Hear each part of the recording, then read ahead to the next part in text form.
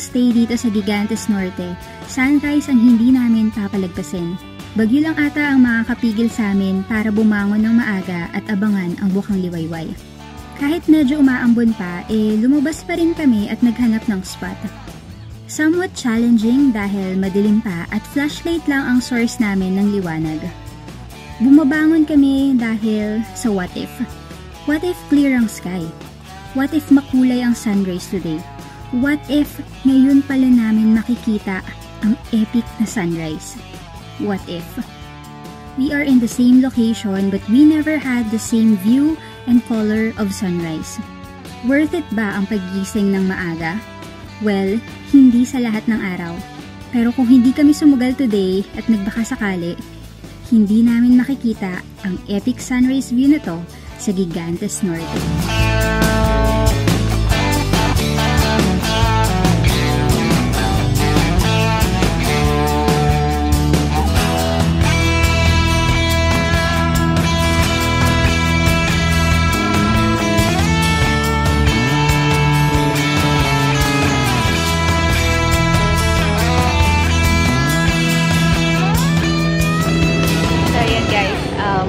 Pupunta tayo ngayon dun sa Langob Port. So, dun tayo sasakay ng bangka. Tapos, we are going to explore yung mga kalapit na isla dito sa Gigantes Norte. So, gamit natin tong tricycle kanina. Sinunod tayo dun sa may accommodation, dun sa resort. Tapos ngayon, bumibili lang kami ng snack dito sa may kalapit na tindahan. Or dito sa tindahan nila Kuya Boyet, no? Para pangbaon. So, prutas, tsaka tinapay, tubig, yan. At nandito na nga po tayo sa Dalampasigan at pasakay na tayo ng ating mini bangka. So, ayan guys, ready na kami na mabilad sa araw kasi lilibot tayo sa mga kalapit na isla na makikita natin, madadaanan natin. And nandito tayo sa may port, Langob Port. Tapos tayo dito kasi mag-a-adventure tayo. Alright. So, papalaot na ang dalawang turista. Papalaot na kami. Dream come true to, guys. Yay!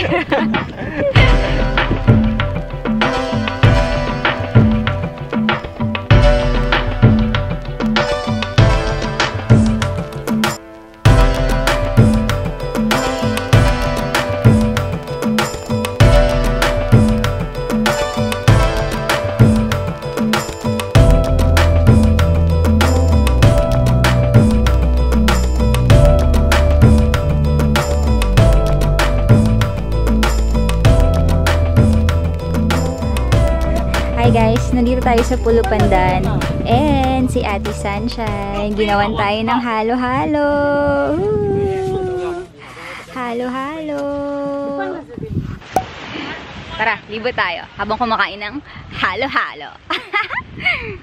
Kung gusto nyo pumunta dito sa Pulo Pandan, walang entrance fee, donation lang. Tapos you may grab your cup of halo-halo.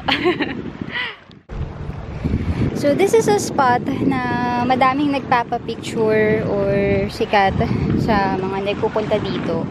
Which is, hindi din naman talaga may itatanggi na may kakaibang charm tong bato-bato na to, no? So, ayan, nagdatingan na yung ibang mga turista, another boat, and thankfully, nakapagpapicture na ako.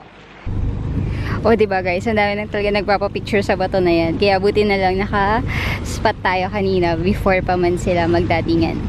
Second island. Balbagon? Balbagun. Oh. Balbagun. Wala doon nakatira dito sa side na to. Pero doon sa kabilang side mayroon. Well, tignan nyo naman.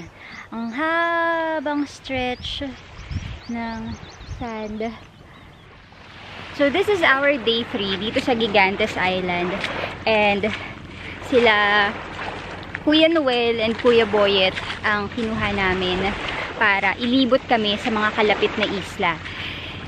Another reason kung bakit special ang Gigantes Island is because we're able to experience, yung gusto namin ma-experience na maglibot sa mga kalapit lang na isla. Yung hindi the typical island hopping tour, pero yung hawak namin yung oras namin, mapupuntahan namin yung mga isla na hindi kasama dun sa tour package. So, ayan. Grabe, day 3 pa lang pero baka solid na ng araw na to. Ay, nako.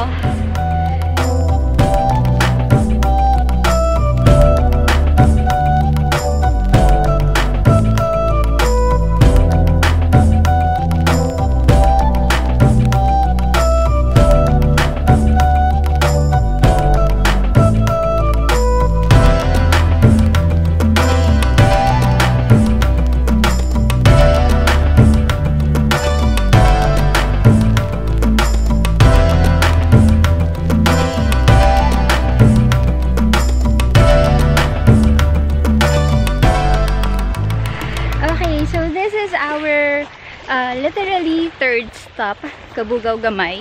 So dumaan kami ng Tangke Lagoon kanina, pero hindi na kami pumasok. Number 1, dahil sa madaming bangka na nakapila, parang may dalawa tapos may isa pang malaking bangka na paparating. So technically 3, no? And then, malakas na din yung alon. So, ang ginawa namin, nasulit pa din naman namin yung location ng Tangke Lagoon. Pero dun lang kami sa palibot. So, we are able to witness up close yung ganda ng Tangke Lagoon. So, alam mo, yung tipong nangawit yung leeg mo, kakatingala dahil dun sa mga rock formation, dun sa mga ibon, sa mga halaman. Pero, super duper worth it ang pagkangalay ng leeg dahil ang ganda talaga. And sobrang thankful kay Kuya Noel dahil talagang ginawa niya ng paraan para makapag-dock or makastop kami kahit papaano dun sa part na yon ng Tangke Lagoon. Kahit na yun, maalon, tapos may mga dumadaan ng mga malalaking bangka. Pero grabe, sobrang solid. Tingin ko yun yung pinaka-highlight sa akin na as of the moment, highlight yun ng tour namin na to. Kasi yun nga, kakaiba na nakita namin yung palibot ng Tangke Lagoon for sure. So dumating kami dito ng mga 10:30. Tapos ito, we're still exploring the island. And sobrang daming tao kasi may ilang bangka. 1, 2, 3, 4. Merong 4 na malalaking bangka na nandito. Hindi pa kasama yung mga ilan-ilan na para kasing lit din ng bangka namin. Right, so because this is a famous photo spot, kaya pila. So, dito pa lang sa hagdan, no, meron ka ng view. Pwede na, angguluhan mo na lang para hindi kita yung mga kawayan. Pero syempre, nandito na tayo, and hindi naman ganun kahaba yung pila. Kaya doon na tayo sa highest point.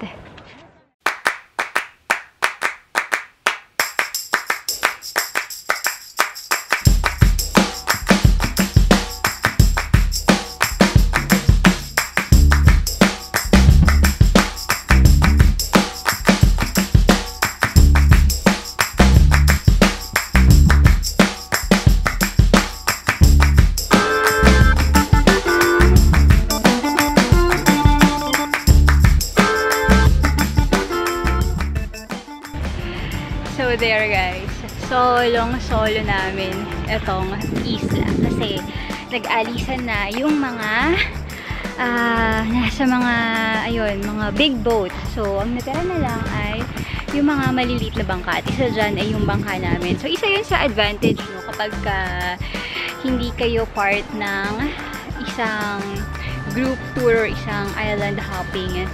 Kasi hawak nyo talaga yung oras nyo. So, we can stay here for as long as we want to na hindi nagre-reklamo yung bangkero namin na si Kuya Noel. Pero, syempre, we will still manage our time kasi I believe madami pa kaming pupuntahan ng mga isla, no? So, we're just enjoying this time the view of Cabugao Gamay nang walang mga tao, kundi kami lang. Ganda mo! Isla Gigantes!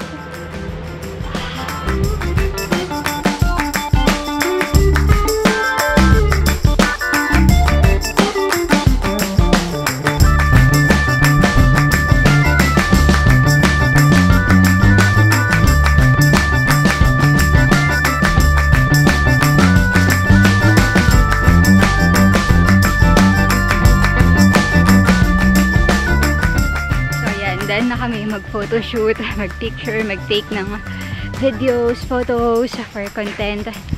And sobrang init, so deserve na namin uminom ng tubig. And I feel like kaya ko umubos ng 1 litro ng tubig.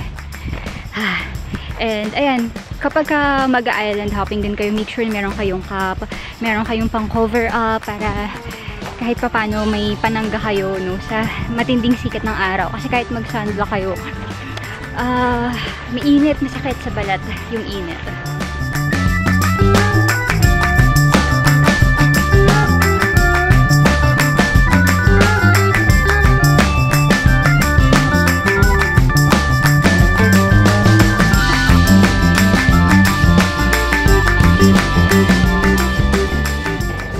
Guys, nandito kami ngayon sa Bantigue Sandbar and dito kami kakain ng lunch. So, it's currently 12 noon.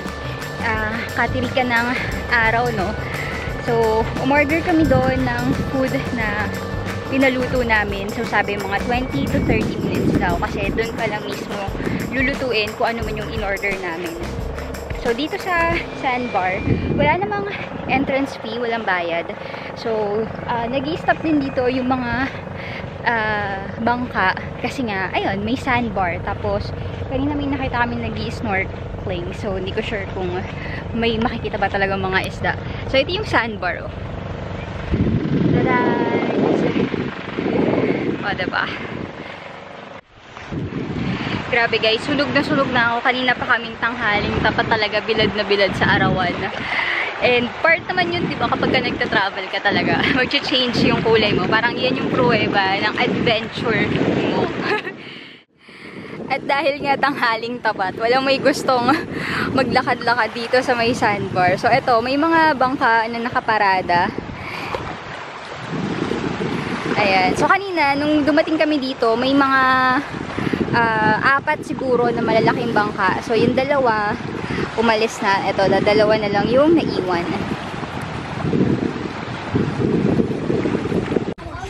So kakain kami ng lunch and dito na kami nag-order. Ito yung mga presyo ng pagkain nila dito. Yung order ninyo, doon pa lang nila yon lulutuin. Mga siguro 20 to 30 minutes yung waiting time.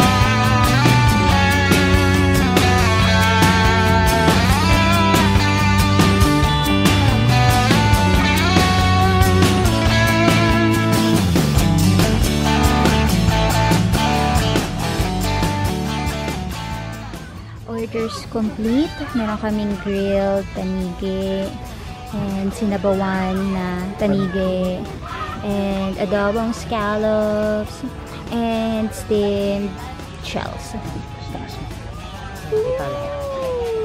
Itadakimasu! So, hi guys. Nakahinto kami ngayon dito sa tapat ng Antonias Resort. So, hindi na kami bumaba kasi parang mas ma-appreciate namin itong isla kapag nandito kami sa malayo. Tsaka hindi na kami magbabayad ng entrance fee na 40 pesos. May entrance fee pala dito. Hi guys! So, ayan, napaka-cool talaga ng bangkero namin na si Kuya Noel. Dinala niya kami dito sa isla na to. Pangalan nito ay Waidahon. At napakaganda. Ito yung isla na tanaw doon sa may lighthouse. Yun yung lighthouse. Doon tayo galing kahapon. Tapos ito yung isla na yun na natatanaw natin. Galing doon sa White House.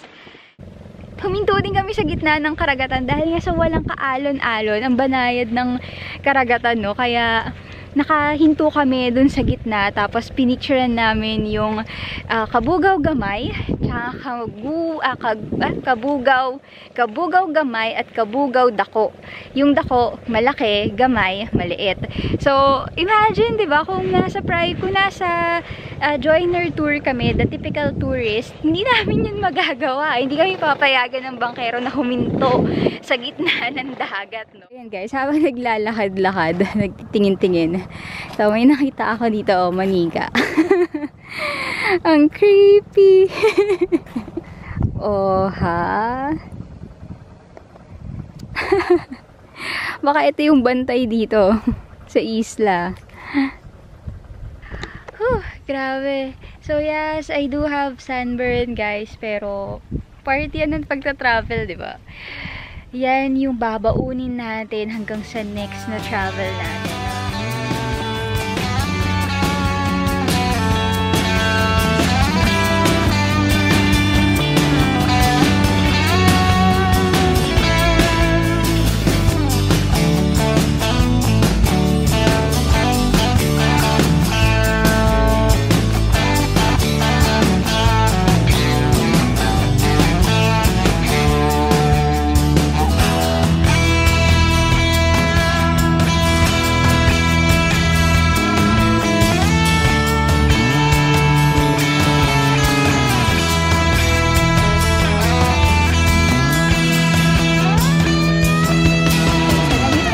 Isla kung saan tanaw natin yung dalawang maliit na isla na yon.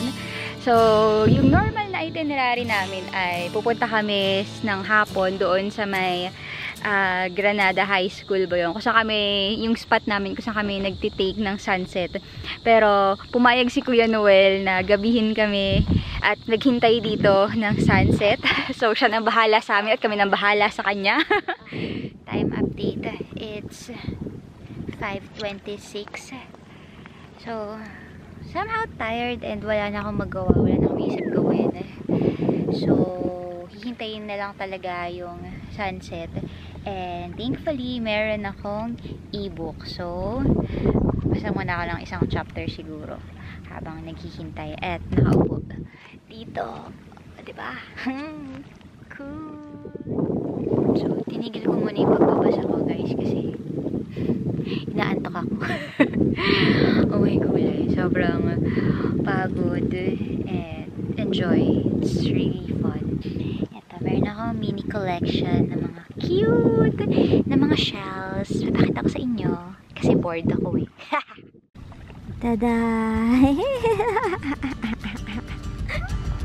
Yan, hanap-hanap lang, ganon.